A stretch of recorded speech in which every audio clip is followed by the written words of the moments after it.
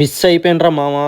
నేను ట్రేడ్ చేయని రోజే బ్యాంక్ నిఫ్టీ ఇంత ర్యాలీ అవుద్దిరా ఛా అనిపిస్తుంది కదా. కానీ ఆ ర్యాలీని మనం ముందే ఐడెంటిఫై చేస్తే ఇంకా బాగుంటుంది కదా. ఈ ఎగ్జాంపుల్ మనం ఒక సింపుల్ టర్మ్స్ లో మాట్లాడుకుందాం. ఒక 100 రూపీస్ కొన్న ఒక వస్తువుని మార్కెట్ లో 120 రూపీస్ అమ్ముతున్నారు టాప్ లో. మళ్ళీ అదే వస్తువు మళ్ళీ మార్కెట్ లో 100 రూపీస్ దొరకగానే మళ్ళీ బై చేస్తున్నారు. అలా 2-3 టైమ్స్ జరిగిన తర్వాత మార్కెట్ 120 రూపీస్ వచ్చినా సరే అమ్మట్లేదు. దానికి కారణం ఏంటంటారు?